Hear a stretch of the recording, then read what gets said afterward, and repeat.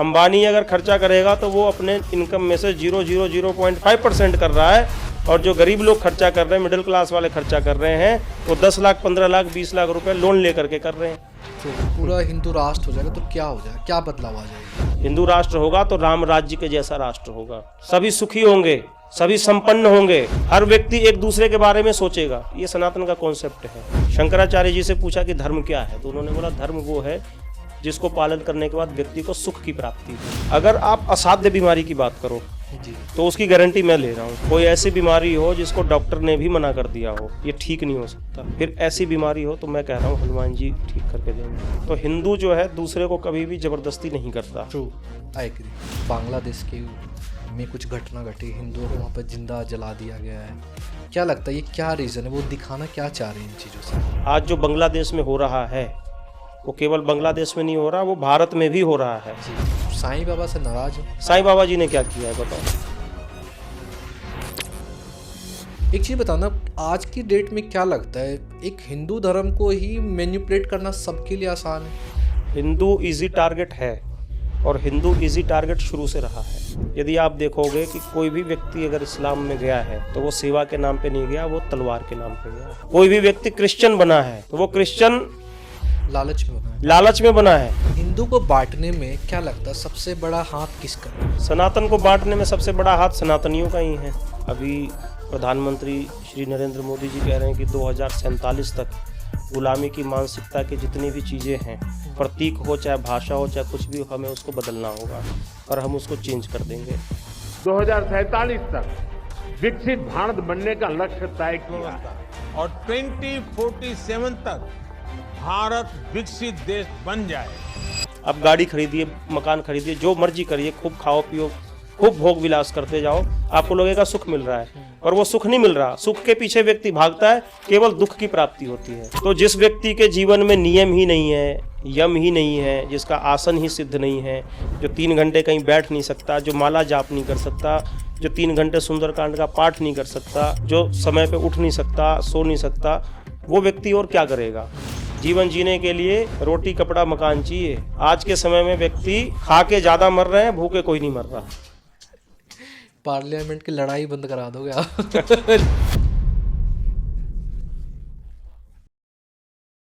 And guys, video पसंद आता हो आप लोगों को तो प्लीज़ चैनल को सब्सक्राइब जरूर करें और अपने फ्रेंड्स एंड फैमिली को जरूर शेयर करें, ताकि हम आपके लिए और अच्छे से अच्छे गेस्ट ला सके।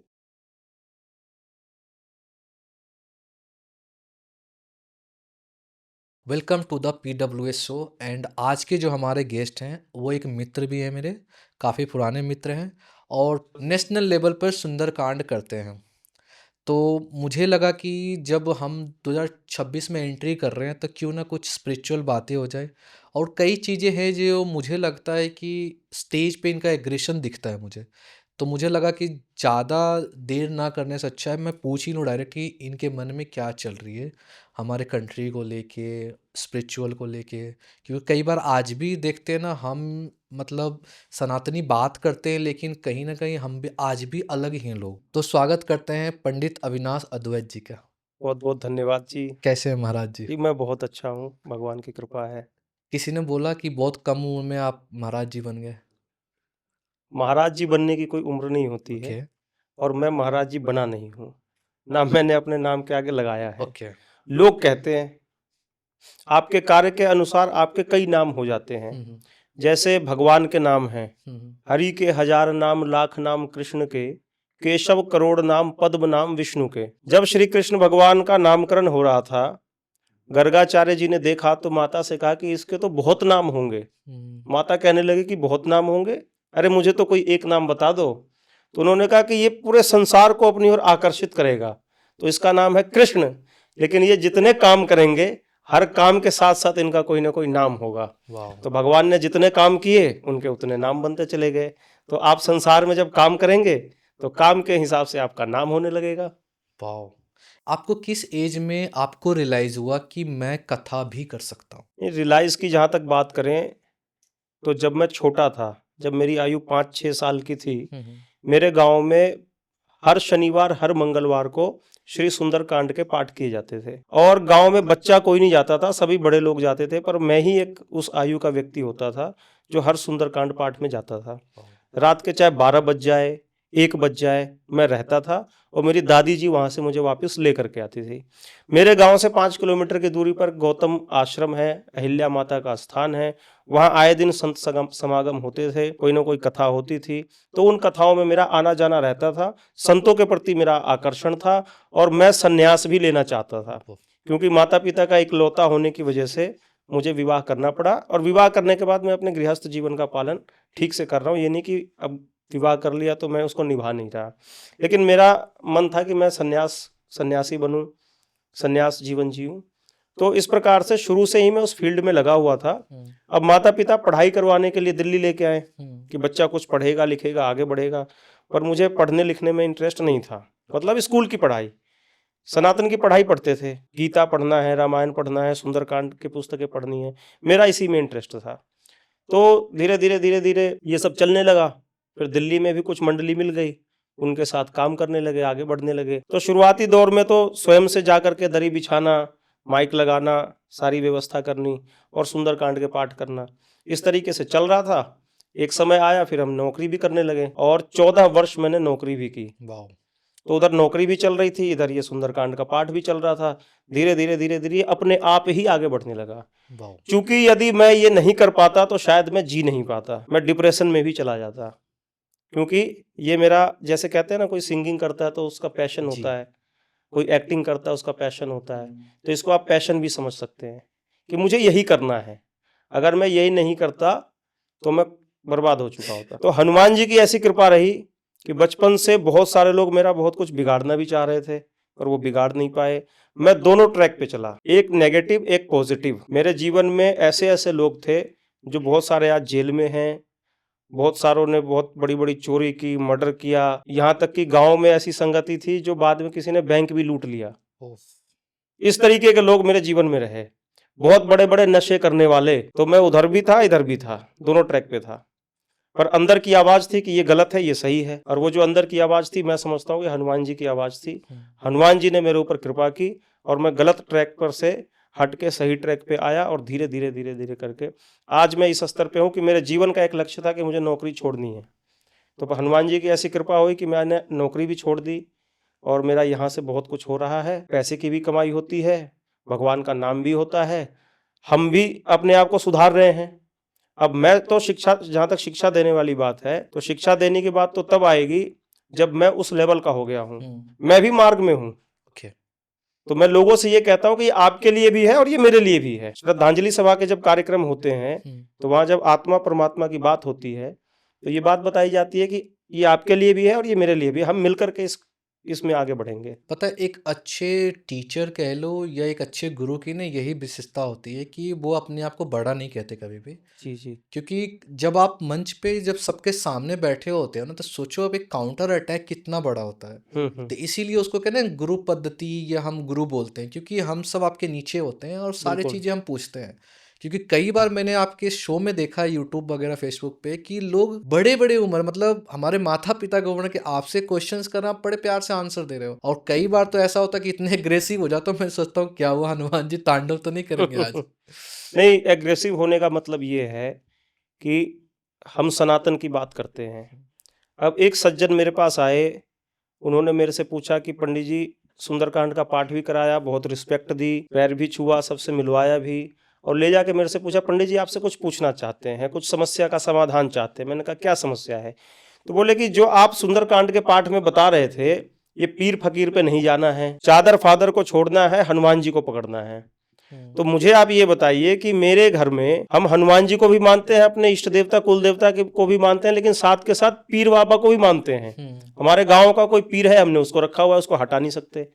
तो मैंने उनको समाधान बताया कि जब आज आपने सुंदरकांड का पाठ करवा लिया, हनुमान जी को मान लिया, हनुमान जी के साथ आपने संकल्प ले लिया, हर तरीके का दृष्टांत दिया कि पिता केवल एक ही होता है, ईश्वर एक ही होता है, धर्म एक ही होता है, सनातन धर्म है, बाकी मजहब है, पंथ है, है ना। तो हर तरीके से जब उनको समझा रहे हैं तो वो समझने का प्रयास नहीं कर रहे। तो वहां पर फिर थोड़ा एग्रेसिव हो जाते हैं। जब हमारे धर्म की बात आती है, सनातन की बात आती है, थोड़ा एग्रेसिव हो जाते हैं। सबसे ज़्यादा तकलीफ क्या लगता है लोगों को समझाना, क्या सबसे ज़्यादा मुश्किल होता है? देखो, लोगों को सबसे ज्यादा मुश्किल है इस टाइम पे समझाना कि वो सुंदरकांड में भी आते हैं, राम कथा में भी आते हैं, भागवत की कथा में भी आते हैं, और मौका मिले तो वो पीर बाबा के पास भी चले जाते हैं, मौका मिले तो वो मस्जिद में भी जाके मत्था टेकते हैं, मौका मिले तो नए नए जो भगवान आ रहे हैं मार्केट में वो उनके पास भी चले जाते हैं। अभी आप देखो, रामपाल हैं, रामपाल जी ने सनातन संस्कृति का बेड़ा गर्क कर रखा है। उन्होंने किताब निकाली है गीता ज्ञान। उस किताब को आप पढ़िए। हमारी जो गीता कह रही है, हमारे जो भागवत कर रहे हैं, सबका बिल्कुल उल्टा कर दिया है। और उनके जो अनुयायी हैं उनको फॉलो कर रहे हैं कि एक दिन बाबा हमारे स्वप्न में आए, आकाश से उड़ते हुए आए। मतलब आप किताब पलट के देखेंगे, तरह तरह की किसी को एकदम बेकार की बातें हैं, लोग वहां चले जाते हैं। अब देखो, सनातन की जहां तक बात करें तो सनातन संस्कृति में गुरु परंपरा संप्रदाय से आता है ना। रामानंदा संप्रदाय है, माधवाचार्य संप्रदाय है।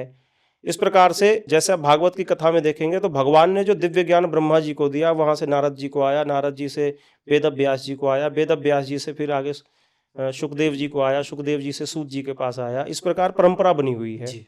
गायत्री मंत्र जो होता है, जब किसी का जनेऊ संस्कार होता है तो कान में जो मंत्र देते हैं वो कान में गायत्री मंत्र बोलते हैं। किसी गुरु के पास जाएंगे, वो गुरु आपको कान में मंत्र देंगे, दीक्षा देंगे। इस प्रकार से ये परंपरागत चीजें चली आ रही है, गुप्त रूप से मतलब है ना। चलती थी। तो हम परंपरा को फॉलो नहीं करते, और कोई रामपाल जैसे व्यक्ति आ गए, कोई राम रहीम जैसे व्यक्ति आ गए, इस तरीके के नए नए व्यक्ति आते हैं, वो नई कम्युनिटी खड़ी कर देते हैं। सबसे बड़ी दिक्कत यही है कि हमारे जो लोग हैं वो सुंदरकांड में भी आएंगे, वहां मौका मिलेगा वहां भी जाएंगे, कहीं और मौका मिलेगा वहां भी जाएंगे। तो इस तरीके से प्रयास तो हम कर रहे हैं, और हमारे प्रयास से बहुत हजारों लोग ऐसे हैं जिन्होंने पीर बाबा की मजार पे जाना छोड़ दिया है। बहुत सारी ऐसी माताएं बहनें हैं, मुझे पूरा विश्वास है कि उन्होंने विश्वास भी है और आकर के मेरे से बोला भी है। मेरे सुंदरकांड के पाठ में आने के बाद एक चौपाई है, अस कहीं छाड़ी भजही जे आना, ते नर पशु बिनु पूछ बिसाना। गोस्वामी तुलसीदास जी कहते हैं कि जो संपत्ति रावण को 10 सिर काट काट के देने के बाद शंकर भगवान ने दी, वही संपत्ति आज राम जी सहज भाव से दे रहे हैं। तो वहां पर राम जी और शंकर जी की बात हो रही है, उसको अगर हम कलयुग में लेकर के आए तो वहां पर हम कहते हैं कि ऐसे हमारे राम जी हैं, कृष्ण जी हैं, हम अपने भगवान को छोड़ करके किसी और को भजते हैं। तो हम भी बिना पूछ के पशु के समान हैं। यदि पशु की पूछ हट जाए तो उसकी कोई वैल्यू नहीं है। व्यक्ति की भी अगर पूछ हट जाए, पूछ दो प्रकार की होती है, एक तो होती है पशु की पूछ, और दूसरी होती है प्रशंसा की पूछ, सम्मान की पूछ, प्रतिष्ठा की पूछ। तो अगर वो प्रतिष्ठा चली गई, सम्मान चला गया, तो क्या बचा? कुछ नहीं बचा। तो वो व्यक्ति फिर उसी के समान है। तो इसलिए अपने धर्म को मानना चाहिए, अपनी संस्कृति को मानना चाहिए। और मेरा विश्वास है कि सुंदरकांड में हजारों ऐसी माताएं हैं, बहनें हैं, जो मेरे सुंदरकांड में आने के बाद वहाँ पीर बाबा पे जाना छोड़ चुकी है, और मूलतः हनुमान जी को, राम जी को मानती है, उनमें उनकी श्रद्धा है। मतलब एक चीज मैं जानना चाह रहा हूँ, जैसे ये समझाना भी बहुत मुश्किल काम है, और इसको समझाते समझाते कई बार आपस में भी विवाद खड़े हो जाते हैं वहाँ। मैं वही पूछना चाह रहा हूँ, कई लोगों का इंटरेस्ट होता है कि मैं पीर जाऊं, पीर से शायद उनको कभी लाइफ में इनपुट मिला, उनको या उनके पूर्वजों को, तो वो शायद रेगुलर जाते हैं। तो उनको स्विच करना कि आप ये चीज हो तो ज्यादा दिक्कत नहीं है उस चीजों पे, फिर तो वो अगेंस्ट ही हो जाएंगे ना, धर्म अगेंस्ट नहीं होंगे। देखो, समझने वाली बात है, सारा खेल साइकोलॉजी का है, साइकोलॉजी के ऊपर ही सब गेम खेलते हैं। अब आप देखिए कि किसी व्यक्ति को ऐसी बीमारी हो गई, जो बीमारी 6 महीने में ठीक होगी, पहले महीने वो वैष्णो देवी गया। जब उसका विवाह हुआ था, दिल्ली में रहने वाले लोग, जम्मू कश्मीर उत्तर भारत में, जैसे विवाह होता है माता वैष्णो देवी के पास जाकर के हाथ जोड़ते हैं, माता जी बड़ी श्रद्धा है, प्रणाम किए, सब कुछ नारियल चढ़ाया, चोला चढ़ाया, आकर के खूब खुश हो गए। उसकी संतान हुई, उसको कोई ऐसी बीमारी लगी जो 6 महीने में ठीक होने वाली थी। माता वैष्णो देवी के पास जाती है पहले महीने, लेकिन बीमारी ऐसी है जो 6 महीने में ठीक होगी। तो उसकी माता वैष्णो देवी से 1 सेकंड में श्रद्धा टूट गई। ये भी तो होता है हमारी सनातन संस्कृति में, पेशेंस कम है ना। श्रद्धा 1 महीने में टूट गई। दूसरी बार वो चला गया बालाजी में, तीसरी बार पहुंच गया खाटू श्याम, चौथी बार पहुंच गया कहीं और। ऐसे करते करते वो 5वीं बार पहुंच गया किसी पीर बाबा के पास। अब चूंकि बीमारी उसकी 6 महीने में ठीक होने वाली थी, अब उसकी बीमारी ठीक हो रही है, या वो पहुंच गया कोई चांद मियां के पास। अब इस वजह से क्या हुआ, उसकी आस्था वहां अटैच हो गई है, वो उसको मानने लग गए। आस्था की अटैचमेंट की बात करें तो इसमें वो उसकी आस्था हनुमान जी से भी जुड़ सकती है। वो मेहंदीपुर भी 5वें महीने पहुंच सकता है। तो आपने देखा होगा बहुत सारे लोगों को मेहंदीपुर बालाजी को मानते हैं, बहुत सारे तिरुपति जी को जी मानते हैं, बिल्कुल है ना। मानते हैं। इसी प्रकार बहुत सारे लोग उस टाइम पे पहुंच गए, पीर मजार पे कोई पहुंच गया कहीं और, वहां से उसकी श्रद्धा जुड़ गई। तो वो उसकी श्रद्धा जो ऐसी जुड़ी हुई है उसको तोड़ना बड़ा मुश्किल काम है। लेकिन अगर आप साइकोलॉजी बातें करें, उसको नोटिस करवाएं, तो कहीं ना कहीं चोट तो करेगी बात। मतलब किस लेवल पे आपको लगता है मैनिपुलेट करते हैं लोग? क्या वॉच करते रहते हैं कि इसके साथ ये सिचुएशन हो रहा है, इनको ऐसे कन्वर्ट किया जाए? नहीं, मतलब किस बेस पे आप कह रहे हैं? मतलब जैसे आपने बोला ना कि हम एक प्रोसेस है कि 6 महीने में ठीक हो सकता है बीमारी, हम्म। लेकिन क्या कोई वॉच कर रहा है? जैसे लाइक मैं कंटिन्यूसली एक बार जा रहा हूँ, आपने बोला 2-3 जगह जा रहा है, वो खाटू श्याम भी जा रहा है, बालाजी जा रहा है और जय माता माता दी के पास भी जा रहा है। तो वहाँ पर जा रहा है तो वो 3 महीने में थक जाता है, छठे महीने कोई तो होगा जो उसको पुश कर देता होगा कि आप यहाँ भी ट्राई करो। पुश करने वाले हमारे ही लोग हैं ना। हम्म, जैसे कि एक व्यक्ति गया और उसको वो उसमें जुड़ा हुआ है, किसी की गली में है, किसी के रिश्तेदारी में है ना, वो व्यक्ति उससे जुड़ा हुआ है। अब वो 2-3-4 जगह पे गए, उनकी श्रद्धा पहले अपने पास थी। हम्म, जब ठीक नहीं हो रहा तो किसी ने कहा कि एक बार आप जरा अजमेर शरीफ भी होके आओ, एक बार आप जरा शिरडी बाबा भी होके आओ, ठीक है। एक बार जरा आप किसी पीर मजार पे होके आओ। वहां पर चले गए, वहां पर अगर वो टाइमिंग है उसकी, तो उस टाइमिंग के हिसाब से तो बीमारी तो एक्चुअली ठीक True. होनी ही है। ट्रू। लेकिन ये सब चीजें हैं बहुत छोटी मोटी लेवल पर। अगर आप असाध्य बीमारी की बात करो जी। तो उसकी गारंटी मैं ले रहा हूँ। कोई ऐसी बीमारी हो जिसको डॉक्टर ने भी मना कर दिया हो ये ठीक नहीं हो सकता, फिर ऐसी बीमारी हो तो मैं कह रहा हूँ हनुमान जी ठीक करके देंगे। लोग मान तो रहे हैं, अब जैसे धीरेन्द्र शास्त्री जी को हम लोग मान रहे हैं कि उनकी चीज़ें कई आई हैं, छवि लोगों तक पहुंचा है सनातन धर्म के प्रति, कई चीज़ें उन्होंने दिखाया है, लोगों को एजुकेट किया है, तो लोग मान तो रहे हैं अब इस चीज़ को। नहीं, मानना पड़ेगा, और मानने के अंदर वो तप होनी चाहिए। धीरेन्द्र शास्त्री जी के जो दादा गुरुजी हैं, उन्होंने कितना तप किया, जी। फिर वहां से लेकर के धीरेन्द्र शास्त्री जी तक बात आई है। तो जो व्यक्ति नियम का फॉलो करता है, अभी आप आध्यात्मिक लाइन में जाएंगे तो अष्टांग योग भी है, यम, नियम, आसन, प्राणायाम, धारणा, ध्यान, समाधि। तो जिस व्यक्ति के जीवन में नियम ही नहीं है, यम ही नहीं है, जिसका आसन ही सिद्ध नहीं है, जो 3 घंटे कहीं बैठ नहीं सकता, जो माला जाप नहीं कर सकता, जो 3 घंटे सुंदरकांड का पाठ नहीं कर सकता, जो समय पे उठ नहीं सकता, सो नहीं सकता, वो व्यक्ति और क्या करेगा। तो इस प्रकार से बहुत सारे ऐसे लोग हैं जिनके पास सिद्धि है, जो जप कर रहे हैं, तप कर रहे हैं, नियम कानून का पालन कर रहे हैं। आप ऐसे व्यक्ति से संपर्क करेंगे, उनके पास वो ऊर्जा है। हनुमान जी की जो ऊर्जा है वो, जैसे मान लीजिए मेरे पास है, अगर मेरे पास कोई व्यक्ति आता है, इस पे माइक पे तो नहीं बताना चाहिए, कुछ चीजें बिल्कुल होती है, लेकिन फिर भी मैं आपको उदाहरण के तौर पे बता रहा हूँ। जैसे हमारी गली में ही एक बच्चा था छोटा सा। अब वो बच्चा कल शाम को सोया तो आज शाम के 4-5 बज गए, मतलब बच्चे को सोए हुए लगभग 30 घंटे से ज्यादा हो गए। वो बच्चा उठ नहीं रहा था, हर तरीके से उसको किया, उठ नहीं रहा था, शरीर बिल्कुल उसका ठंडा पड़ चुका था और लोग घबराए हुए थे, परेशान थे।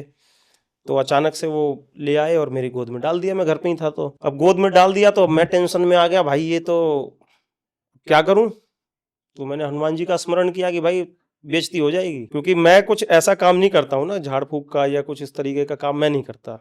लेकिन मेरे पास जब वो आया तो मेरे दिमाग में टेंशन हुई कि उसने विश्वास करके डाल दिया है, और मैंने उनका स्मरण किया कि भाई अगर इसको कुछ नहीं हुआ तब तो बड़ी दिक्कत हो जाएगी। अब हनुमान चालीसा का पाठ मैं भी करता हूँ, तो मैंने हनुमान चालीसा का पाठ किया और कुछ हनुमान जी के जो मंत्र हैं, जैसे मैं दशहरे में या समय समय पर मैं उसको करता रहता हूँ, एक प्रक्रिया होती है, तो उन मंत्रों का मैंने प्रयोग किया। वो बच्चा थोड़ी देर में खिलखिला के हंसने लगा, उठ गया। ये करवाना था उन्होंने ना? हाँ, ये करवाना था। तो चूंकि मैंने हनुमान जी से ही कहा कि भाई बेइज्जती हो जाएगी, आप देखो, उन्होंने देख लिया। तो इसका प्रोसेस होता है, कोई व्यक्ति उसको फॉलो कर रहा हो, आप उनके संपर्क में जाएंगे तो ठीक हो जाएगा। एक चीज़ बताना पंडित जी, मुझे क्या लगता है, मुझे ये ऑल लेकिन ये मैं 1 मिनट बता रहा हूँ, लेकिन ये सब चीजें होती हैं एक स्तर के बाद का। जैसे मान लीजिए किसी को कैंसर की बीमारी है, तो उसका इलाज तो मेडिकल साइंस से ही होगा जी। लेकिन ऐसी चीजें हो चुकी है जहां पर डॉक्टर ने भी जवाब दे दिया, अब इसका कुछ नहीं हो सकता। अगर उस व्यक्ति की श्रद्धा है, विश्वास है, और उसको कोई ऐसा व्यक्ति मिल जाए तो उसका काम बन जाएगा। लेकिन ये नहीं कि बुखार लग गया तो लो जी विभूति खा लो, है ना, या लीवर खराब हो जाए, ये तो किडनी मतलब खराब हो वही जाए। हो गया ना कि आप अपने धर्म का या तो हाँ, मजाक बना रहे हो मजाक या उड़ा कुछ। रहे हो। एक चीज़ बताना, आज की डेट में क्या लगता है, एक हिंदू धर्म को ही मैनिपुलेट करना सबके लिए आसान है, या इजी टारगेट है हिंदू सबके लिए? हिंदू इजी टारगेट है, और हिंदू इजी टारगेट शुरू से रहा है। क्यों रहा है? मतलब हमारी तो, मतलब धर्म की बात की जाए तो पूर्वज श्री राम से लेके कृष्ण सब थे हमारे। हमारी सबसे पुरानी मतलब जो क्या बोलते संस्कृति है, पर फिर भी हम ही आज सबसे ज़्यादा इजी अवेलेबल है लोगों को मैनिपुलेशन के लिए। देखो, मुझे ऐसा लगता है कि हम अपनी कुछ चीज़ों को भूलने लगे। जैसे त्रेता युग में राम जी ने मर्यादा की स्थापना की, तो मर्यादा की स्थापना उन्होंने कोई बात करके नहीं की। मर्यादा की स्थापना करने के लिए उनको शस्त्र उठाना पड़ा। कृष्ण भगवान आए द्वापर युग में, राम जी ने युद्ध किया मर्यादा में, और कृष्ण जी ने क्या बोला? छल बल तब चल जी। हंते को हनिए दोष पाप न गनिए, सठे साठे समाचरे। जो जैसा व्यक्ति हो उसके साथ वैसा बर्ताव करना चाहिए। अब आई बात सुंदरकांड की, उसमें चौपाई आती है, जिन मोहि मारा ते मैं मारे, तहीं पर बांध है तनय तुम्हारे। हनुमान जी ने कहा कि जिसने मुझे बांधा, जिसने मुझे मारा, फिर मैंने उसको मारा। मैंने पहले नहीं मारा किसी को, पहल मैंने नहीं की। पहले मैंने पहल नहीं की, लेकिन मैंने छोड़ा भी नहीं। अब हिंदुओं को जो सिखा दिया गया अहिंसा परमो धर्म, तो वो अहिंसा परमो धर्म में इतना ज्यादा घुस गया कि वो भूल ही गया कि धर्म हिंसा तदैव च। और जब धर्म हिंसा तदैव च उसको बताया गया, तो वो जो अहिंसा परमो धर्म उसके अंदर घुसा हुआ है, तो सच्चाई ये है कि उस हिंदू को डर लगता है। खाली अहिंसा परमो धर्म, धर्म हिंसा तदैव च बोलने से नहीं होगा। हिंदू चूंकि धीरे धीरे डर भी गया, उसके अंदर कहीं ना कहीं डर बैठा हुआ है जी, उस डर को भी निकालना पड़ेगा। तो मैनिपुलेट होने का कारण ये है कि एक तो हमारे यहाँ पे क्या है कि आपको निर्गुण को मानना है, निर्गुण को मानिए, सगुण को मानना है, सगुण को मानिए, है ना। अगर आपको किसी को नहीं मानना है तो आप नास्तिक भी बन सकते हैं। चारवाक का दर्शन है, आप चारवाक के दर्शन को भी फॉलो कर सकते हैं। लेकिन जो दूसरे पंथ बनाए गए हैं, उन दूसरे पंथ में यह है कि जो बता दिया गया है, जो नियम है, उसको फॉलो करना है, जो बोल दिया गया है उसी को मानना है। आप प्रश्न उठा नहीं सकते। अगर आपने प्रश्न कर लिया तो बताया गया जो उनकी जो सबसे बड़ी पत्थर है उसको भी पकड़ ले, तब भी बोलना कि इसके अंदर शैतान घुस गया, इसकी गर्दन काट दो जी, तो आप कोई प्रश्न नहीं कर सकते। तो ऊपर से जो चीजें लागू कर दी जाती है सिर्फ उसी पे चलना है, आंख बंद करके चलना है। और ये आंख बंद करके चलने में इतने ज्यादा कट्टरपंथी हो चुके हैं कि हमें अपने में लाने के लिए दूसरों के प्रति हिंसा करनी है। अब आप कह रहे हो मैनिपुलेट की बात, तो हिंदू जो है दूसरे को कभी भी जबरदस्ती नहीं करता। True, I agree. हिंदू कहता है सर्वे भवन्तु सुखिनः, सर्वे सन्तु निरामया, सर्वे भद्राणि पश्यन्तु, माँ कश्चित् दुख भाग भवेत्। सभी सुखी हो, सभी संपन्न हो, सबके साथ अच्छा हो, है ना। उसके बाद किसी को जब सेवा की आवश्यकता पड़ती है, तो आपने पूरे वर्ल्ड में देखा होगा, अगर कहीं पे भंडारा चलता हो तो हिंदू ही करवाता है। चिड़ियों को पानी डालना हो, हिंदू ही डालता है। गर्मी का मौसम आ गया, गर्मी के मौसम में जल देना है, और ये सब इसकी व्यवस्था कहाँ कर दी? शास्त्रों में, गरुड़ पुराण में सारा लिख दिया कहाँ क्या क्या करना है। नहीं करोगे तो भी बता दिया उसका क्या नुकसान है। तो आप जहां भी देखोगे प्रकृति को बचाने का काम कर रहा है हिंदू कर रहा है, मनुष्यता को बचाने का काम कर रहा है तो हिंदू कर रहा है। और उसके बदले में वो कभी ये नहीं कहता कि आप हमारे धर्म को अपना लो, हमारे पास वापिस आ जाओ। लेकिन दूसरे लोग क्या करते हैं इस संसार में, यदि आप देखोगे कि कोई भी व्यक्ति अगर इस्लाम में गया है तो वो सेवा के नाम पे नहीं गया, वो तलवार के नाम पे गया है। कोई भी व्यक्ति क्रिश्चियन बना है तो वो क्रिश्चियन लालच में बना है। इस्लाम बहुत अच्छा है, उसको बहुत अच्छे के कारण हम उसको फॉलो करके हमने स्वीकार किया, ऐसा नहीं है। तलवार के दम पे जनेऊ उतारे गए, तलवार के दम पे चोटियां काटी गई, सारे जानते हैं। मदर टेरेसा यहाँ पर आई, उन्होंने एक हॉस्पिटल खोला, जितने व्यक्ति उस हॉस्पिटल में गए सब क्रिश्चियन बन के वापस निकले। तो सेवा के नाम पर उन्होंने धर्म परिवर्तन कराया, तलवार के नाम पे धर्म परिवर्तन कराया। और अब ऐसा पोजीशन आ गया है कि जगह जगह लव जिहाद हो रहे हैं। लेकिन मैंने देखा अभी पीछे आपसे मेरी बात हुई थी, एक एक्टर है सना खान जी, तो वो पहले तो जैसे और भी बहुत सारे एक्टर हैं वो उसको पूरी तरीके से फॉलो नहीं करते हैं, लेकिन एक व्यक्ति ने उसको टारगेट किया जी, उसको इस्लाम की दावत भी दी, उसको टारगेट करके अपने पास भी बुला लिया, सारी बातें सिखा दी, और अब वो इस तरीके का प्रचार कर रही है। मैंने एक क्लिप देखा था उसका कि इस्लाम हराम धर्म को कबूल नहीं करता, हराम रिश्ते को स्वीकार नहीं करता, अल्लाह हराम रिश्ते को स्वीकार नहीं करता। और वो कह रही है कि वो ये शो कर रही है कि एक इस्लामिक व्यक्ति, एक मुसलमान व्यक्ति लॉयल होता है। ये बहुत लॉयल होता है। अगर वो किसी से रिलेशन में आ जाए तो उस रिलेशन को पूरा स्वीकार करता है। जहां एक तरफ पूरे भारतवर्ष में लव जिहाद चल रहा है, दूसरी तरफ वो दूसरे प्रकार से देखो कैसे मैनिपुलेट कर रही है। तो इसलिए हिंदू मैनिपुलेट हो जाता है, क्योंकि वो दूसरे को मैनिपुलेट नहीं कर रहा, दूसरे को नहीं कर रहा, नहीं कर पाते वो। लेकिन दूसरे लोग जो कर रहे हैं उसमें ये शामिल हो जाते हैं। और इसमें बॉलीवुड भी बहुत बड़ा, जैसे मैंने अभी नाम जी, लिया ना, बिल्कुल बॉलीवुड है, तो मैं मानता बॉलीवुड भी सबसे बड़ा षड्यंत्र है इसके साथ। समाज में जो बाहरी ताकत है वो भी षड्यंत्र है इसके साथ। और हम जागरूक नहीं हैं, ये हमारा सबसे बड़ा नुकसान है। तो हम सुंदरकांड के माध्यम से, कार्यक्रम के माध्यम से, सत्संग के माध्यम से इसको जगाने का प्रयास कर रहे हैं। और आज देखा जाए तो पूरे भारतवर्ष में अब हिंदू धीरे धीरे जाग रहा है। क्या लग रहा है जैसे लास्ट 200 साल में क्या हुआ है ऐसा? मतलब संस्कृत देखो सबको पता है पुराना, लेकिन कहीं ना कहीं जैसे हमारी की पीछे की जो गवर्नमेंट्स वगैरह भी थी, उन्होंने भी कुछ किताबें चेंज की, हमारी बुक्स चेंज की, ट्रांसलेशन के नाम पे कई मीनिंग्स के अलग अलग मीनिंग्स भी निकाल दिए ताकि लोगों को मैनिपुलेट करना बड़ा आसान हो जाए। जैसे लाइक आपको पता है राम सेतु जो बना था, लोग उसके लिए भी क्वेश्चन खड़े कर दिए थे कि भाई ये तो राम जी ने बनवाया ही नहीं था। मतलब हर बार ऐसा क्यों होता है कि लोग यही क्वेश्चन करते हैं कि आप एग्जिस्ट करते हैं हो या नहीं करते हो? क्या लगता है हमारी, मतलब क्या है, हमारी आस्था कितनी कमजोर है, क्या है, या हमारे जो एजुकेशन सिस्टम है वहीं पे कुछ कमी है? एजुकेशन सिस्टम में कमी रही। एजुकेशन सिस्टम में इस देश को तोड़ने के लिए मैकाले ने भी काम किया, आप सब जानते हो। अभी प्रधानमंत्री श्री नरेंद्र मोदी जी कह रहे हैं कि 2047 तक गुलामी की मानसिकता की जितनी भी चीज़ें हैं, प्रतीक हो चाहे भाषा हो चाहे कुछ भी हो, हमें उसको बदलना होगा और हम उसको चेंज कर देंगे। तो 2047 तक का मतलब समझ रहे हैं आप? अभी भी 20-22 साल है जी। तो 20-22 साल का टारगेट लिया है उन्होंने मैकाले के सिद्धांत को चेंज करने के लिए। मतलब गुलामी मानसिकता है ना जी।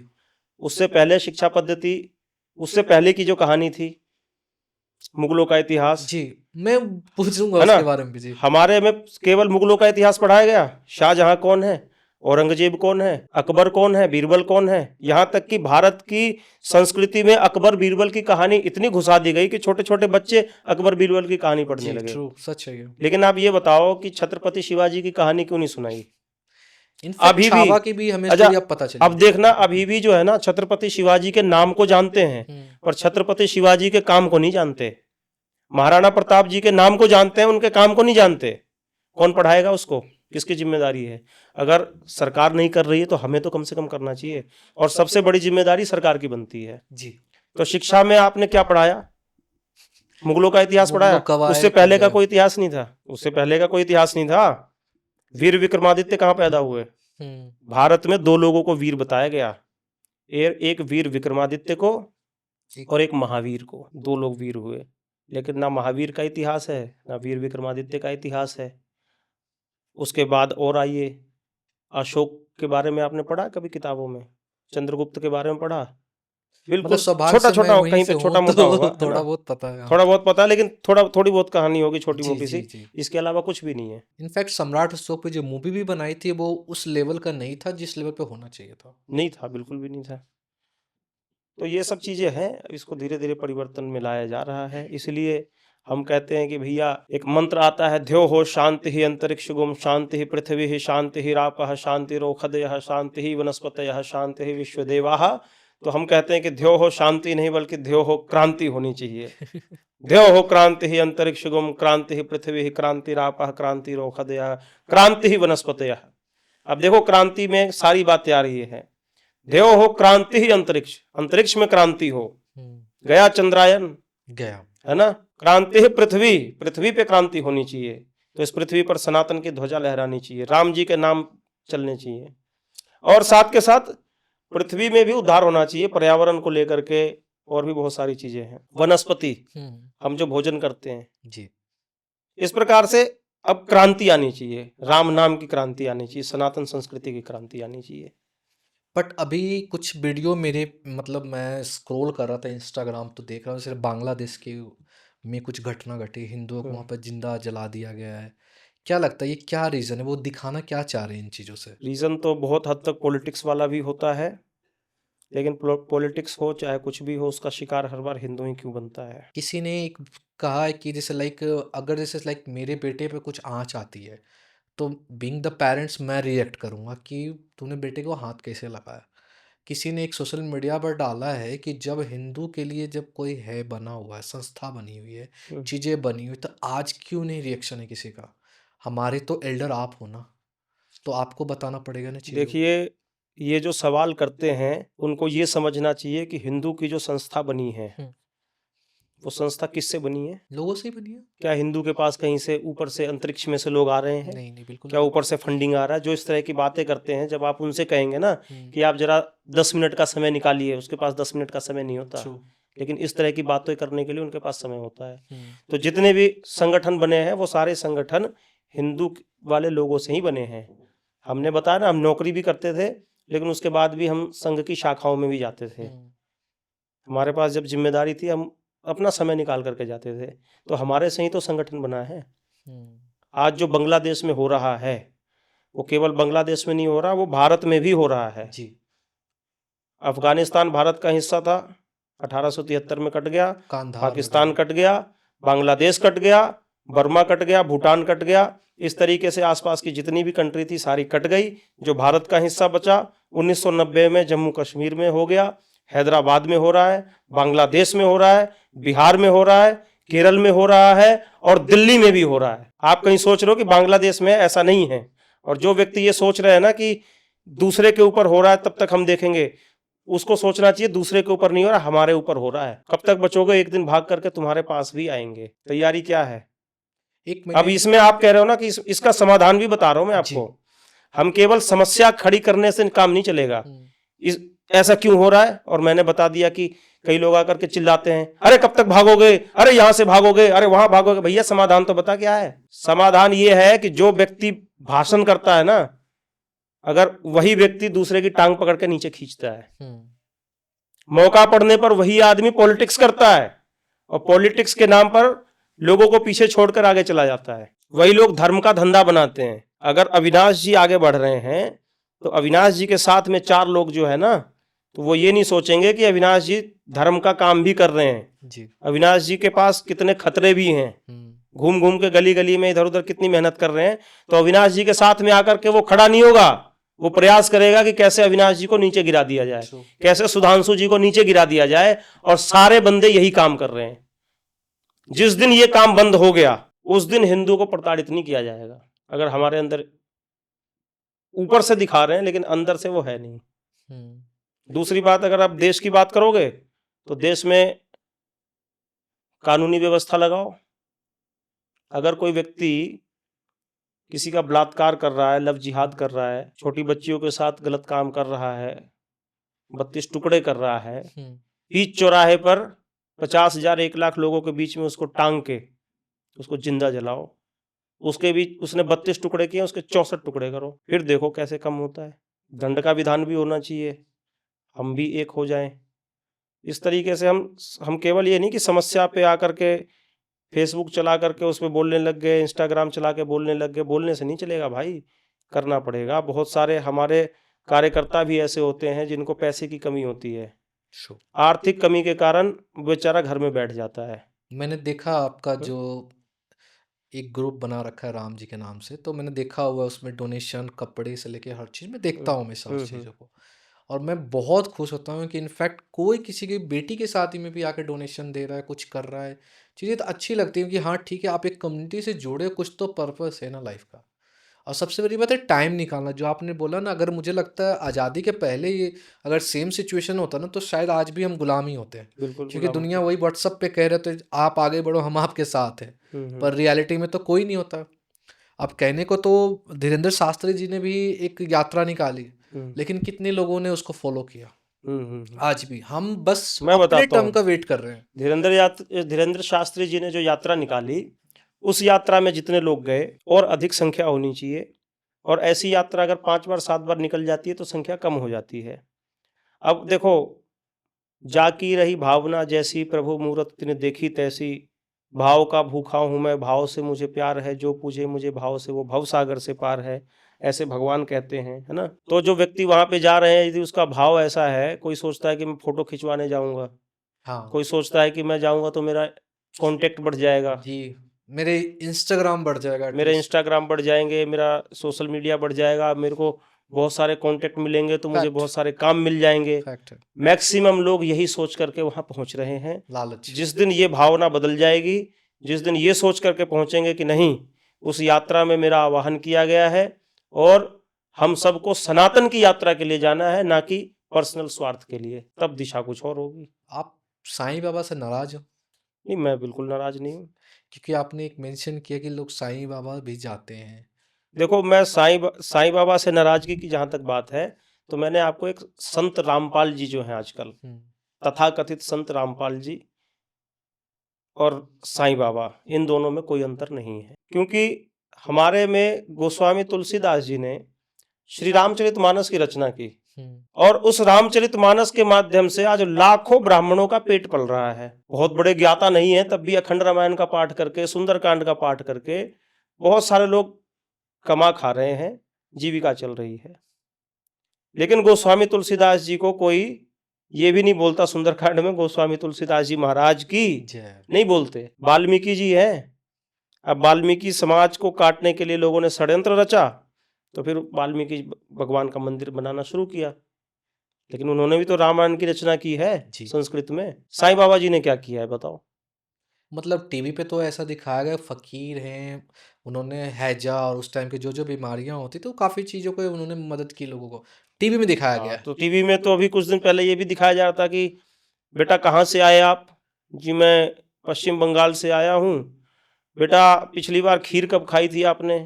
बोला जी खीर खाए हुए तो बहुत टाइम हो गए, खीर खाना शुरू करो।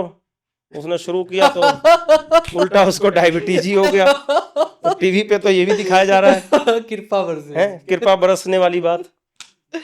तो अब देखो, टीवी पे आज के समय में तो मीडिया है, तो वो व्यक्तियों का पर्दाफाश कर दिया जाता है। पहले के समय में कौन सी मीडिया थी? मीडिया पे आए गए तो मीडिया का स्तर बता दो। आज की जो मतलब आज का जो सिचुएशन है, इसमें मीडिया का क्या रोल लगता है आपके अकॉर्डिंग? जैसे लाइक मीडिया एक चीज़ों को अवेयर कर रही है या वो भी मैनिपुलेट कर रही है चीज़ों को? नहीं, मीडिया देखो, मैं सत्य बात बोलूंगा, मीडिया सारे काम कर रही है। मीडिया अवेयर भी कर रही है, मीडिया मैनिपुलेट भी कर रही है, और मीडिया झूठ को सच भी साबित कर देती है। मीडिया से तो भैया जैसा करवाओ वैसा कर देगी मीडिया। एक चीज बताना, हिंदू को बांटने में क्या लगता है सबसे बड़ा हाथ किसका है? सनातन को बांटने में सबसे बड़ा हाथ किसका लगता है? सनातन को बांटने में सबसे बड़ा हाथ सनातनियों का ही है ना?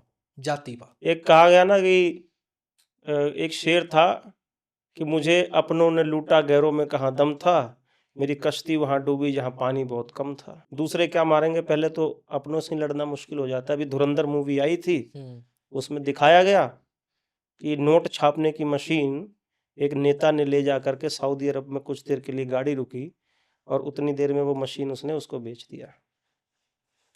भारत का एक मंत्री अपने देश का सौदा कर रहा है, तो अपनों से ही दिक्कत है, दूसरे को थोड़ी करेंगे। अगर पूरी दुनिया, अगर मतलब अपनी कंट्री ही मान लो पूरा हिंदू राष्ट्र हो जाएगा तो क्या हो जाएगा, क्या बदलाव आ जाएगी? हिंदू राष्ट्र अगर हो जाएगा तो सबसे पहला बदलाव तो आएगा, हिंदुओं में संरक्षण मिलेगा। कहने को बहुत से लोग कहते हैं कि भारत तो हिंदू राष्ट्र है, लेकिन हिंदू राष्ट्र है तो वो घोषित भी तो होना चाहिए। बाकी जितने भी राष्ट्र हैं धर्म के आधार पर बने हैं, उसमें किसका कानून चलता है? उन्हीं का चलता है। बहुसंख्यकों को सारी चीजें दी जाती है जी। अब ये बताओ, भारत में बंगाल में आपको दुर्गा पूजा करने के लिए परमिशन लेना पड़ेगा। केरल में यहाँ तो परमिशन लेना पड़ रहा है, केरल में तो परमिशन लेने के बाद भी नहीं करने दिया गया। जहां पर जिनको अल्पसंख्यक कहा जाता है, यहाँ पर वो अल्पसंख्यक जब बहुसंख्यक हो जाते हैं तो गणेश जी की मूर्ति लगाने नहीं देते, दुर्गा माता की मूर्ति लगाने नहीं देते, आपको प्रोग्राम तक करने नहीं देते। तो हम ये नहीं कह रहे कि हमारे लिए ही हो जाए। अगर भारत हिंदू राष्ट्र होगा तो हिंदू राष्ट्र में मनुष्यता आ जाएगी। हिंदू हो, मुसलमान हो, सिख हो, ईसाई हो, हिंदू किसी के साथ कभी गलत नहीं करता। भाई तुम अपनी चीजें ठीक से करो, बट अपने लेकिन हमारे को भी तो करने दो। मैं तो अभी छोटे लेवल की बात कर रहा हूं। अगर आप बड़े लेवल की बात करोगे तो जहां एक भी हिंदू जीवित है वहां पर मनुष्यता जीवित है, और जहां हिंदू खत्म हो गया ना, वहां से मनुष्यता भी समाप्त हो जाएगी। पहले तो ये हिंदुओं को काफिर कह के मारने की कोशिश कर रहे हैं, बाद में आपस में भी लड़ते हैं, आपस में एक दूसरे की हत्या कर रहे हैं, हिंसा कर रहे हैं। बता दो ऐसी कौन सी जगह है जहाँ पे आए दिन नहीं हो रहा है? तो हिंदू रहेगा तो मनुष्यता रहेगी, हिंदू रहेगा तो प्रकृति का संरक्षण होगा, हिंदू रहेगा तो धरती माता बची रहेगी, हिंदू रहेगा तो धर्म बचेगा। और बात रही धर्म की, तो धर्म कोई हिंदू धर्म नहीं है, धर्म कोई इस्लाम या और कोई धर्म नहीं है।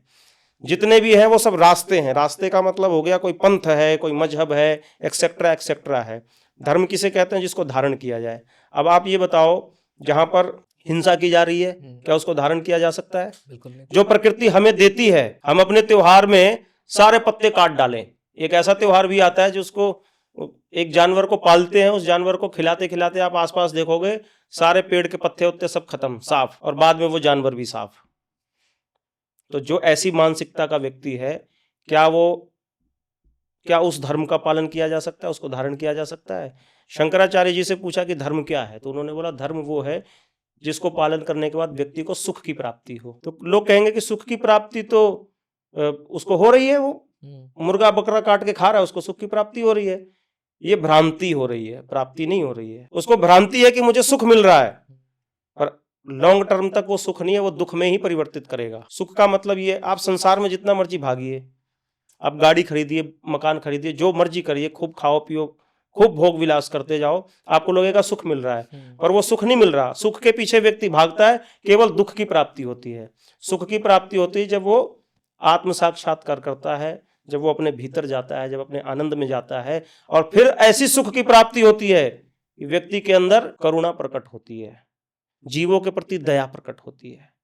और जब जीवों के प्रति दया प्रकट होती है, वही सनातन है। जब जीवों के प्रति करुणा प्रकट होती है, वही सनातन है। दूसरे के लिए कुछ करने का भाव उत्पन्न होता है, वही सनातन है और वही धर्म है। तो जब हिंदू राष्ट्र होगा तो सब एक दूसरे के लिए सोचेंगे। हिंदू राष्ट्र होगा तो राम राज्य के जैसा राष्ट्र होगा, सभी सुखी होंगे, सभी संपन्न होंगे, हर व्यक्ति एक दूसरे के बारे में सोचेगा। ये सनातन का कॉन्सेप्ट है। और जहां भी आप जाओगे वहां केवल अपना अपना अपना अपना अपना है। भाई हम सुखी हो और बाकी सारे दुखी हो, और अपने आप को सुखी करने के लिए सबको दुखी करो। यहां से छीन लो, यहां से झपट लो, उसको मार दो, उसको कर दो, यही चल रहा है ना। तो जब अब आप अध्यात्म में जाओगे तो सभी के अंदर परमात्मा का वास है। परमात्मा का स्वरूप विराट भी है और सूक्ष्म भी है, और सब में जब परमात्मा का वास है तो एक व्यक्ति जब स्वयं सुख होने के लिए सोचेगा तो दूसरे को दुखी करके कैसे सुखी हो सकता है?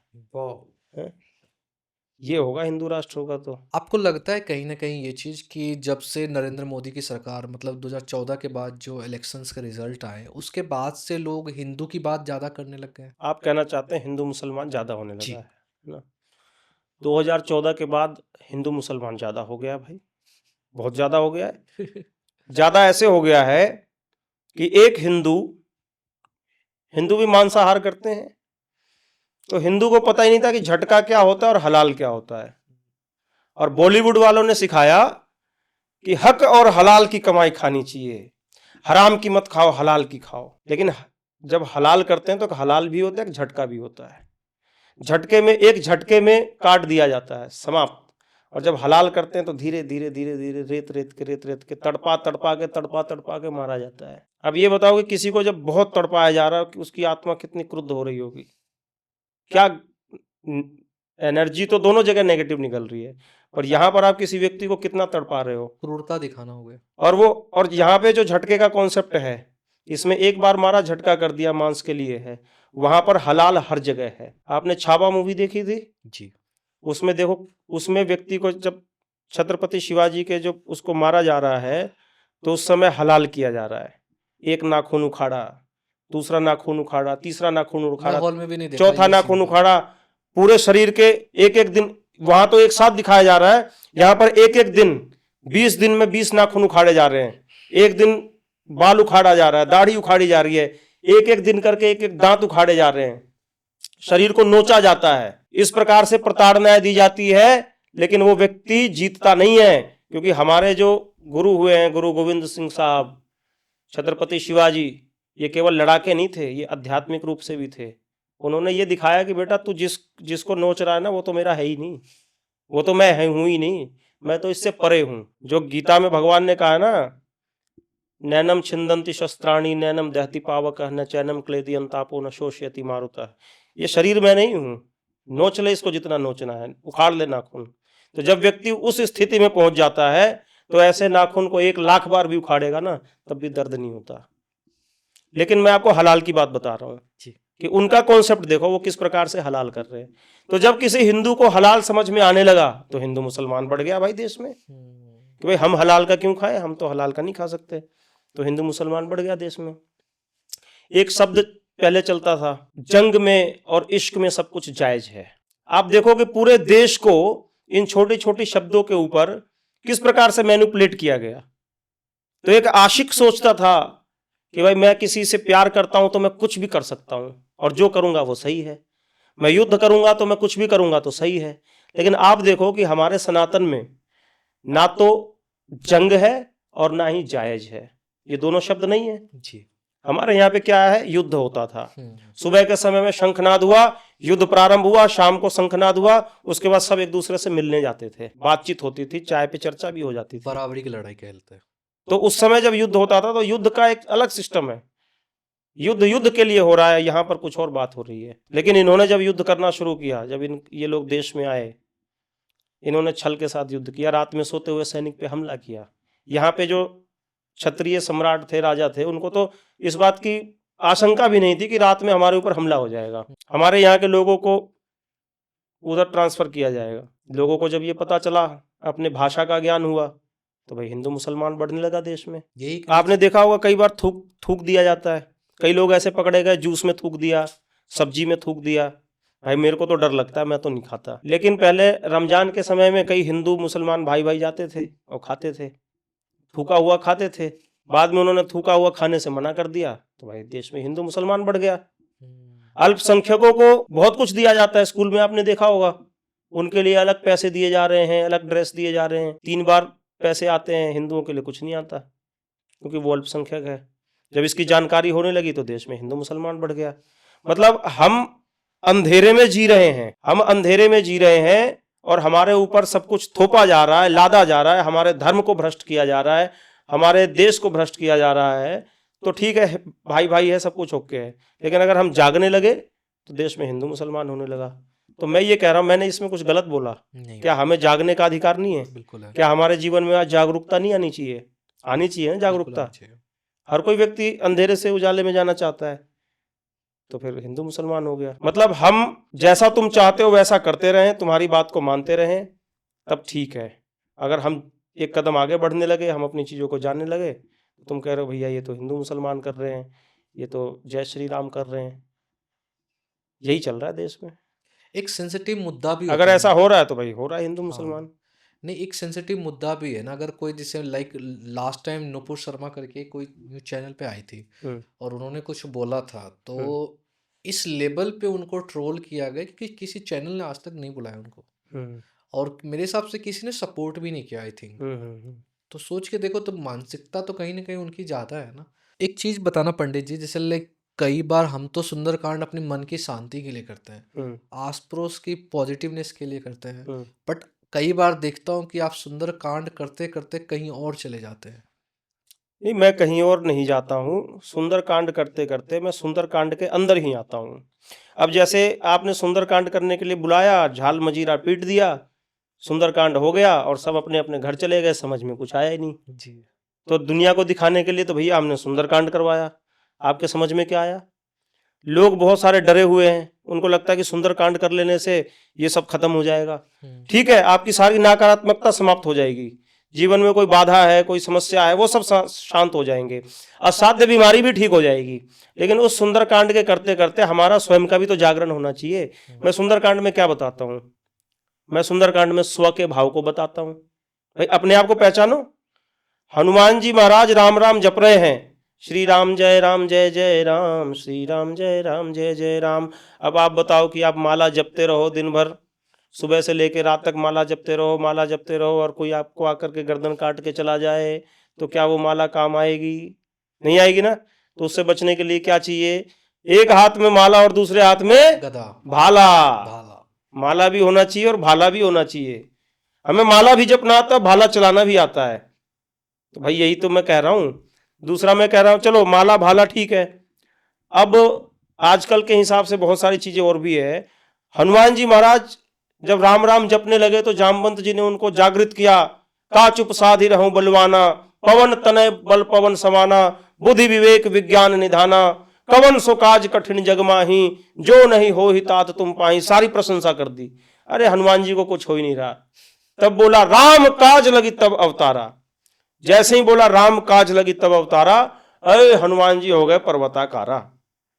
कहने का मतलब क्या है कि राम जी के काज के लिए जब बताया तो पर्वताकार हुए।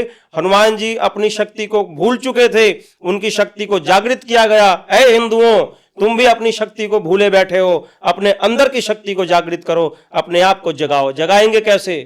अरे अपने आप को पहचानोगे ही नहीं तो जगाओगे कहां से? हम अपने आप को पहचानते ही नहीं है। हम में है वो शक्ति, मिला सकते हैं भू को अंबर को, भू से अंबर को, और रक्त निकाल सकते हैं हम सचमुच एक बार पत्थर से। पत्थर से रक्त निकालने की क्षमता है हमारे अंदर। बंजर जमीन में गुलाब उगाने की क्षमता है हमारे अंदर। क्या नहीं कर सकते? तो भाई अपने आप को पहचानो। क्या पहचानना है? मैं बोलता हूं स्व के भाव को समझो। स्व क्या है? बोला जाता है अपनी भाषा। भाषा क्या है भैया?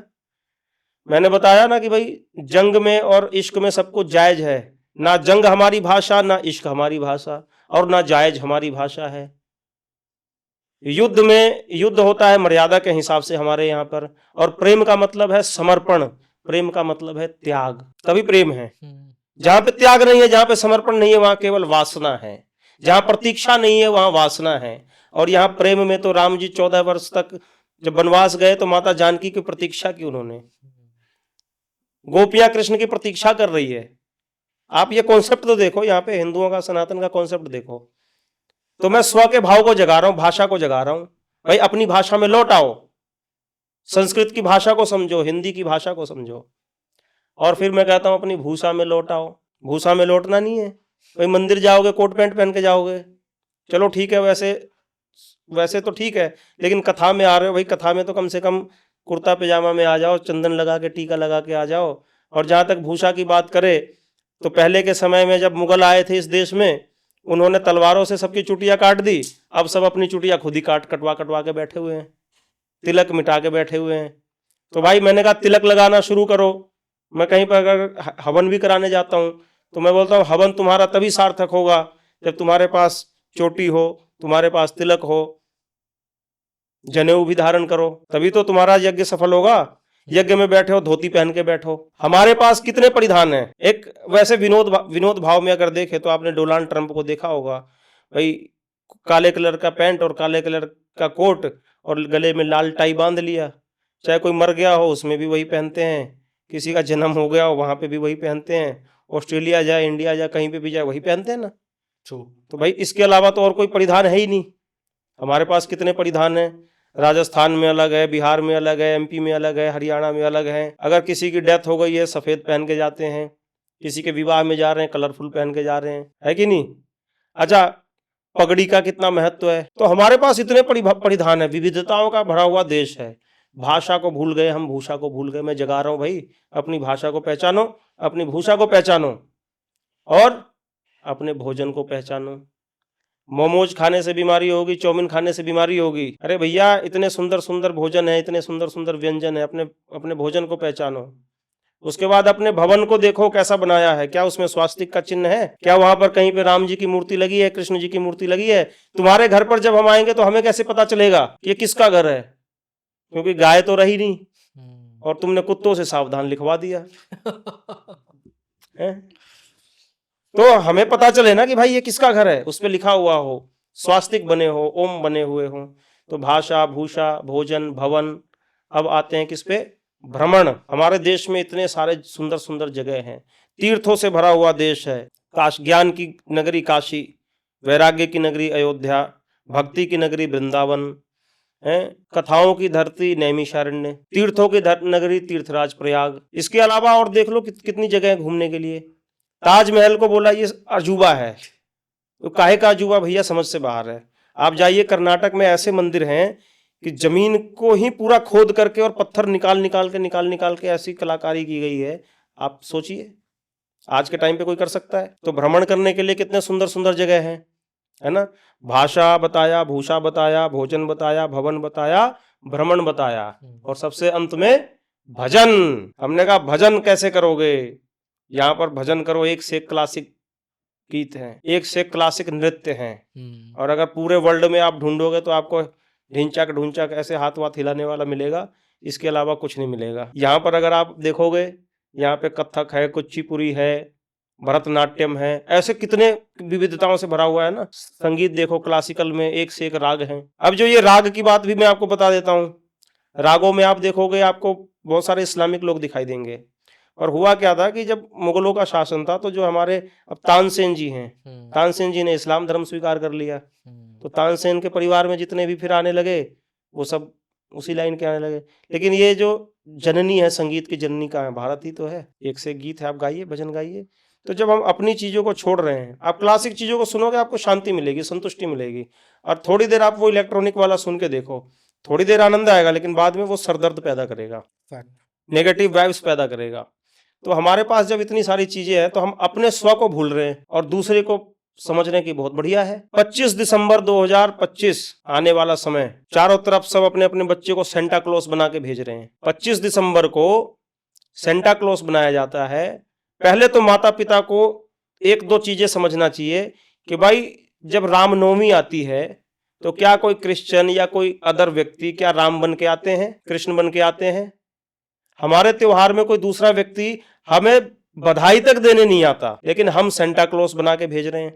क्या पता एंटरटेनमेंट भी हो रहा है आजकल। एंटरटेनमेंट ऐसे हो रहा है, इसको मजाक में नहीं लेंगे, एंटरटेनमेंट तो ऐसे हो रहा है कि एक दूसरे को देखने की वजह से बच्चे जिद करते हैं कि मम्मी मेरे को तो वो चाहिए।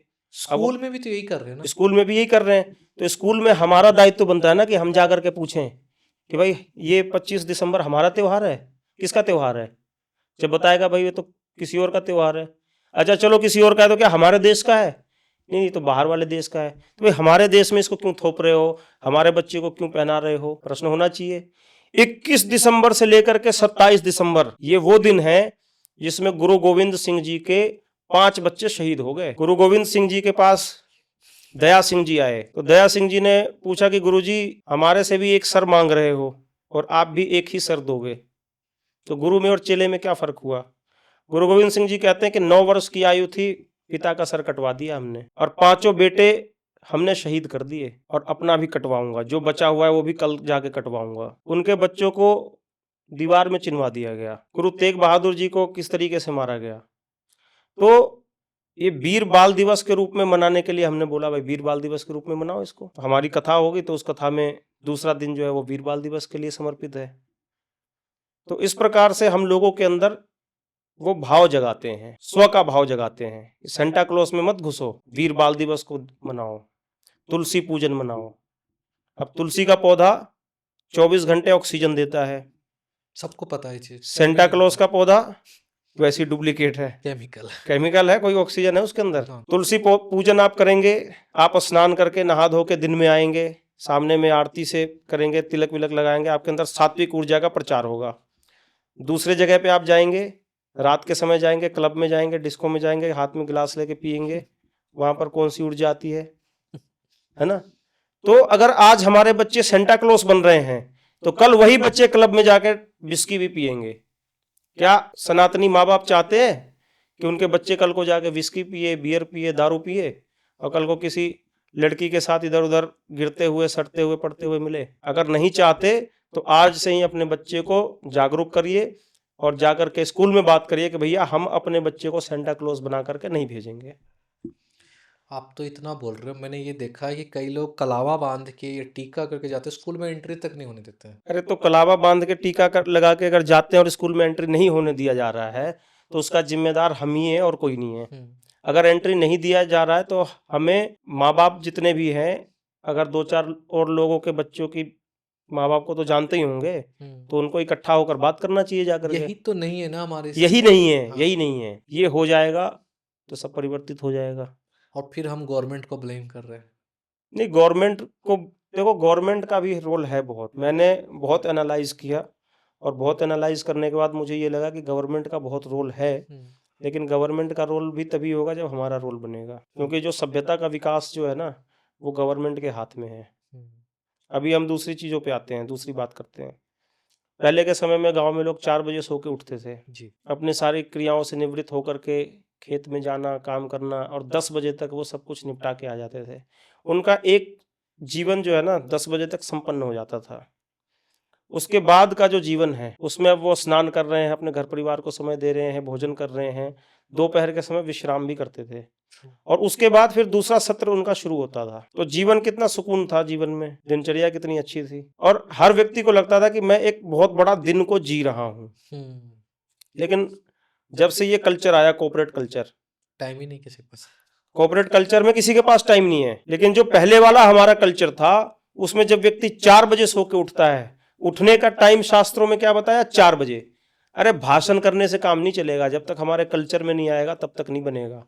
तो इसमें सरकार की भूमिका बनती है, लेकिन इस चीज को चेंज करना अब आसान नहीं रहा। जो व्यक्ति 4 बजे उठ रहा है, 8 बजे 9 बजे 10 बजे तक उसका एक सत्र समाप्त हो गया पूरा। जो व्यक्ति दोपहर में भोजन करने के बाद काम कर रहा है, सत्र समाप्त हो गया। दिन भर आओ, कितने लोगों से मिलना है मिलो, कितने काम करने करो। सवेरे भैया 7 बजे सो के उठना है, 8 बजे सो के उठना है, उसके बाद सारी तैयारी करनी है ऑफिस जाने के लिए। पूरी तैयारी करके, अब कहने को तो 8 घंटे की ड्यूटी है, 1 घंटा जाने में लग गया 9 घंटा, 1 घंटा आने में लग गया 10 घंटा। ड्यूटी जाने के लिए वो 1 घंटे की तैयारी कर रहा है 11 घंटा, आने के बाद वो कर रहा है 12 घंटा। सारा समय ऐसा बांध दिया गया है, सारा सिस्टम ऐसा बना दिया गया कि तुम सिस्टम में घुस जाओ और पागल बने रहो, है ना। यही तो मोह माया है ना। हाँ, सुबह हो रही है, शाम हो रही है, जिंदगी यूं ही तमाम हो रही है। अब इस कल्चर को बदलने का काम यदि कोई कर सकता है तो वो गवर्नमेंट ही कर सकती है। बट लोग तो इसको तरक्की कह रहे हैं ना। तरक्की नहीं है, आप लॉकडाउन की बात करिए, क्योंकि बहुत ज्यादा दिन जाना ठीक नहीं है। लॉकडाउन में सभी देश का जीडीपी डाउन हो गया जी।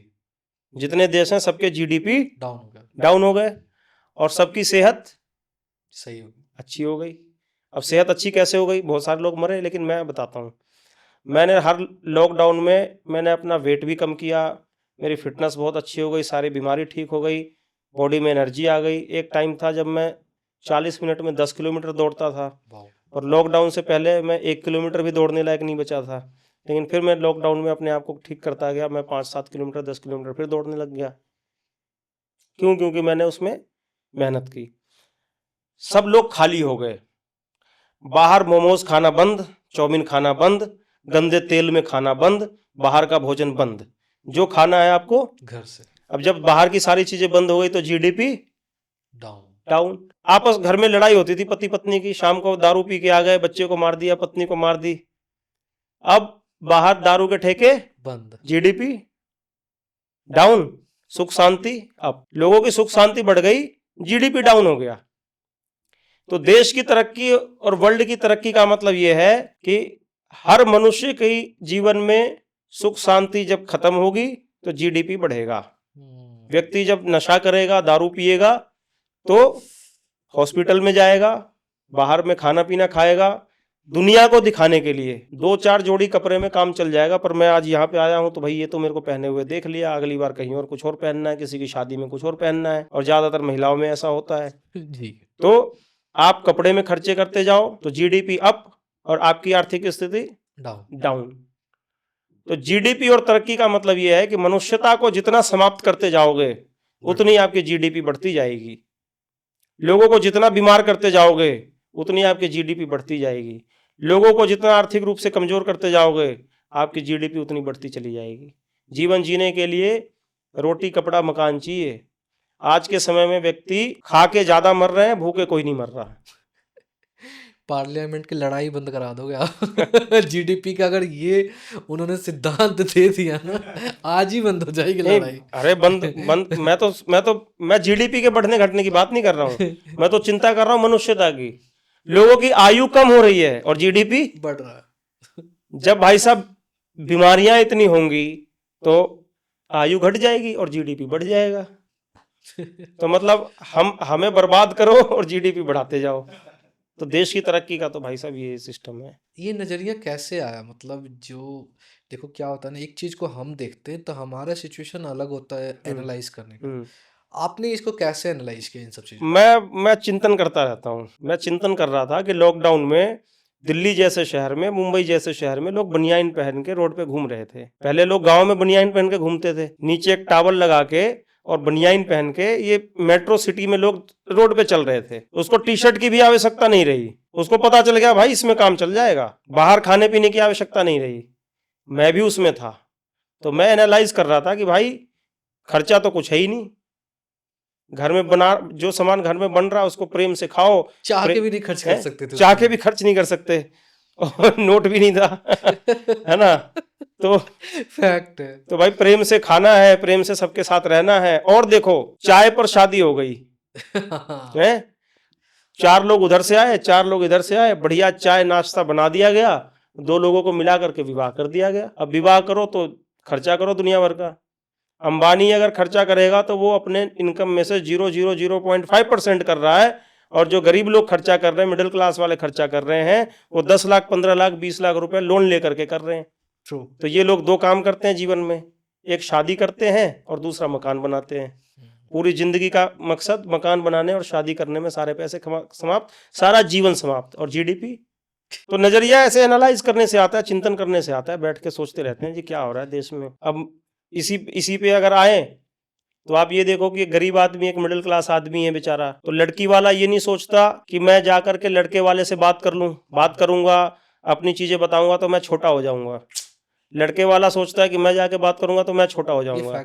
लेकिन मैं कहता हूं कि एक टेबल पे बैठो, दोनों बैठ जाओ, आपस में डिस्कस करो। सबसे छोटा डिस्कस कि भाई जो तू शेरवानी खरीद रहा है 15,000 रुपए का, 20,000 रुपए का, वो शेरवानी को कितनी बार पहनोगे?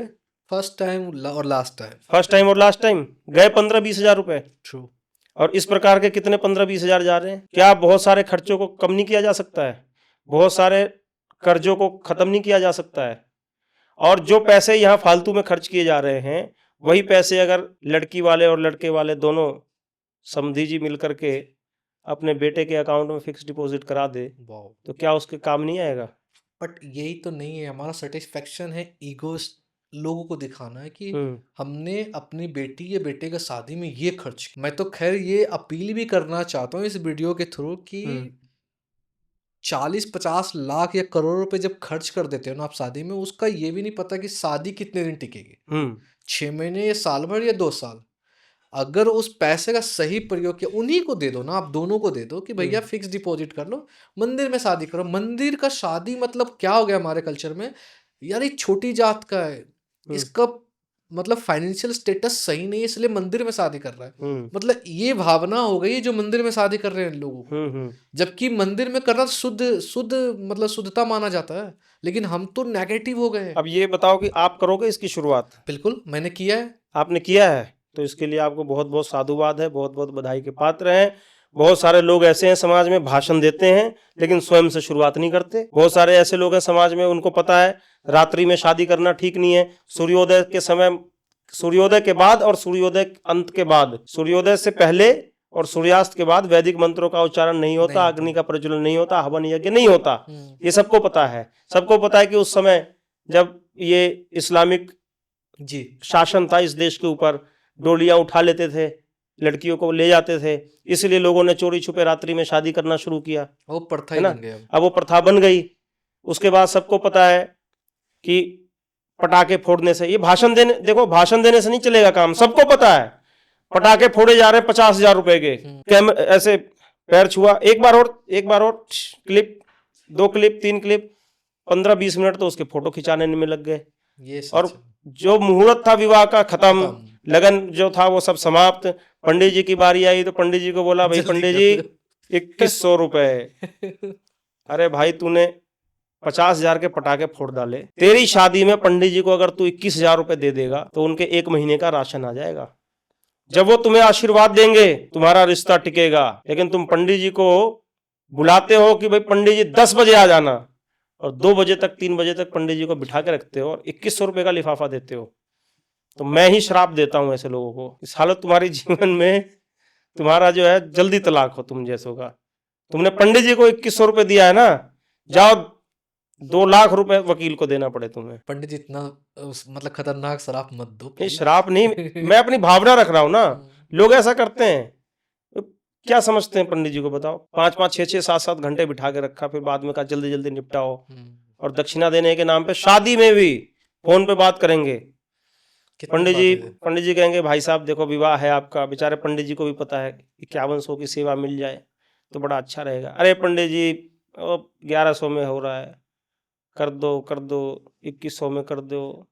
और भाई 2100 में बेचारे पंडित जी पहुंचे हैं वहां पर, अपने साथ एक असिस्टेंट को भी लेके गए हैं। पंडित जी ने सोचा कि चलो यार थोड़ा ऊपर नीचे से कुछ चढ़ावा उढ़ावा आ जाएगा। तो ऐसी स्थिति हो रही है भाई साहब। बात चल रही थी जीडीपी की, तो ये सब दिखावे में करोड़ों खर्च कर रहे हैं, जहां करना चाहिए वहां नहीं कर रहे हैं। तो अब देखो जीडीपी से मैं इस विवाह को कैसे जोड़ता हूं। विवाह के पटाखे से, नाना प्रकार के व्यंजन से, बैंकेट से करोड़ों का जीडीपी हो गया अप। और विवाह में जहां पंडित जी को समय देना चाहिए था 2-3 घंटे का, पंडित जी को अच्छी दक्षिणा देनी चाहिए थी, वहां पे नहीं दिया, तो विवाह क्या हो गया, डाउन। तो फिर विवाह का रिश्ता क्या हो गया, डाउन। आपने देवी देवताओं का आवाहन कब करना था, करना था दिन में, आपने किया रात में। उनका भी विश्राम टाइम है, उनका विश्राम का समय है, उनको तुम जगा रहे हो, जबरदस्ती कर रहे हो उनके साथ, तो क्या हो गया, डाउन। तो रिश्ता क्या हो गया। उसके बाद जब घर में आओगे तो क्या होगा, सब कुछ क्लेश मचेगा, उपद्रव मचेगा, लड़ाइयां होंगी, झगड़े होंगे। अब शंकर भगवान के जब गण आए थे ना यज्ञ में, तो उन्होंने उपद्रव मचाया था, राजा प्रजापति दक्ष का हवन विध्वंस कर दिया था। तो ऐसी शक्तियां आएंगी जैसी शक्ति बुलाओगे वैसी शक्ति आएगी। Thank you so much Avinash ji आने के लिए शो में। ऑनेस्टली इस शो से ना, मतलब इस पॉडकास्ट से जो चेंजेस कहते हैं ना हर इंसान के अंदर आना चाहिए, तो वो फील तो है ही, लेकिन कई चीज़ें जो मुझे खुद कनेक्ट किया कि ये चीज़ें फैक्ट है। इस पॉडकास्ट का पर्पस ये नहीं है कि हमने हिंदू मुस्लिम को सेपरेट किया या हम डिवाइड एंड रूल की बात कर रहे हैं। इस पॉडकास्ट में आप देखोगे ओवरऑल में, तो हम एक अवेयरनेस की बात कर रहे हैं। हम किसी की ये नहीं कह रहे कि उसको उसकी थाली में घी की ज़्यादा, हमारे में क्यों नहीं है। हमारा पर्पस ये है कि सबका साथ सबका विकास होना चाहिए, जो एक सनातन धर्म शुरू से ही करता आ रहा है। वरना आज भी हिंदू धर्म के, सनातन धर्म के कई कंट्री हो सकते थे, क्योंकि स्टार्टिंग से देखोगे सबसे पहली जो थी हिंदू ही थे, है ना। तो पर्पस ये है कि आप लोग अवेयर हो जाओ, और जो भी नफ़रत फैलाते हैं हमारे आसपास कंट्री में मत फैलाओ। जो भी आपके आसपास हिंदू रहता है, मुस्लिम रहता है, सब साथ में रहें। देश को कहते हैं ना, अनेकता में एकता है, यही विश्वास के साथ सब लोग जीते हैं। और हिंदुओं से भी निवेदन है कि जाति पाति में या किसी के बहकावे में ना बटे, क्योंकि जहां हिंदू बटा वहां देश कटा। Thank you so much. बहुत बहुत आपका भी बहुत बहुत धन्यवाद।